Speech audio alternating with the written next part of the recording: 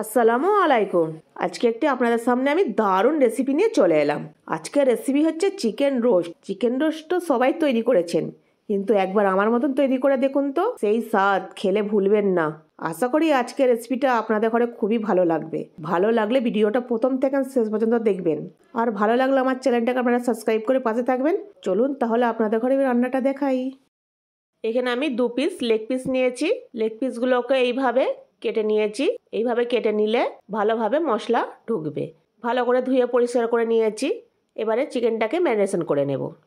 প্রথমেই লবণ দিয়ে দিলাম, হাফ চামচি সাদা গোলমরিচ দিয়ে দিলাম, সামান্য একটু কাশ্মীরি লাল লঙ্কা গুঁড়ো দিয়ে দিলাম, দিয়ে ভালো করে একটু মাখিয়ে নেব।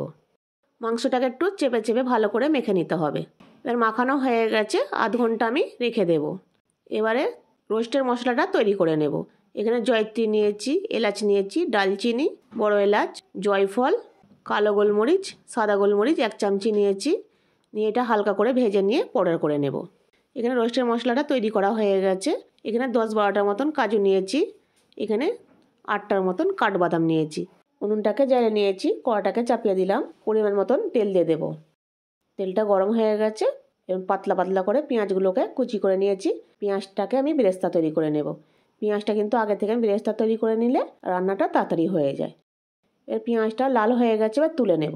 এর থেকে বেশি লাল করলে কিন্তু কালো হয়ে যাবে। এবারে তুলে নেব। ওই তেলটার মধ্যেই মাংসটাকে আমি ভেজে নেব। হালকা করে কিন্তু ভেজে নিতে হবে।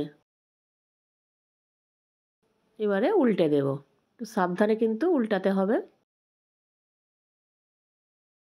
এবারে তুলে নেব। এর থেকে বেশি আর ভাজতে হবে না। মাংস ভাজার তেলের মধ্যেই মাংসটা রান্না করে নেব। সামান্য একটু পেঁয়াজ কুচি দিয়ে দিলাম। পেঁয়াজটা নাড়াচাড়া করে নরম করে নেব। পেঁয়াজটা কিন্তু নাড়াচাড়া করে পুড়ে ফেললে হবে না, তাহলে গ্রেভিটা কালো হয়ে যাবে। এখানে আমি পেঁয়াজ বাটা দিয়ে দিলাম, 3 চামচি আদা রসুন বাটা দিয়ে দিলাম, দিয়ে একটু কষিয়ে নেব। আদা রসুনের পেঁয়াজের কাঁচা গন্ধটা চলে গেছে। এখানে আমি 4 চামচি টক দই দিয়ে দিলাম, 1 চামচি জিরে গুঁড়ো, 1 চামচি ধনে গুঁড়ো, ঝালের জন্য লঙ্কা গুঁড়ো দিয়ে ভালো করে মশলাটা একবার কষে নেব। সামান্য একটু কিন্তু জল দিয়ে দিতে হবে, মশলাটা যাতে পুড়ে না যায়। এখানে আমি রোস্টের মশলাটা 2 চামচি দিয়ে দেব, দিয়ে কষিয়ে নেব। এখানে আমি কাজু বাদাম বাটাটা দিয়ে দিলাম, দিয়ে এবারে কষিয়ে নেব। সামান্য একটু জল দিয়ে দিলাম, জল দিয়ে আবার কষিয়ে নেব। 2 চামচি টমেটো সস নিয়েছি, দিয়ে দিলাম। রান্নাটা একটু মিষ্টি মিষ্টি ঝাল ঝাল হয়। এবারে ভালো করে আবার কষিয়ে নেব। টেস্ট অনুযায়ী লবণ দিয়ে দিলাম। মশলাটা ভালো করে কিন্তু আমার কষানো হয়ে গেছে। এবারে মাংসগুলোকে দিয়ে দেব। এবার হালকা হাতে কিন্তু নাড়াচাড়া করে নিতে হবে। হালকা গরম জল নিয়েছি, তার মধ্যে 2 চামচি মিল্ক পাউডার দিয়ে দিলাম, দিয়ে ভালো করে গুলে নেব। গুলে নেওয়া হয়ে গেছে, মাংসের উপরে ঢেলে দিলাম। 4-5টা কাঁচা লঙ্কা দিয়ে দিলাম, সামান্য একটু চিনি দিয়ে দিলাম, দিয়ে একটু নাড়াচাড়া করে নেব।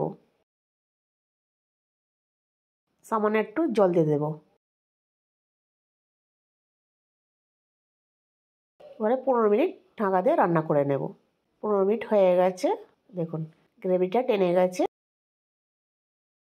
এবার এখানে আমি গোলাপ জল নিয়েছি, সামান্য আমি দিয়ে দিলাম। এটা কেওড়া জল সামান্য একটু দিয়ে দিলাম। গোলাপ জল আর কেওড়া জলটা কিন্তু দিতেই হবে, তবে টেস্ট আসবে। 1 চামচি ঘি দিয়ে দিলাম।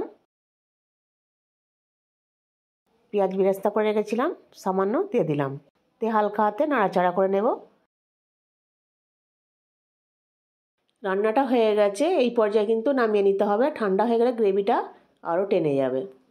মাশাআল্লাহ, রান্নাটা আমার হয়ে গেছে। খেতে তো দারুণ হয়েছিল।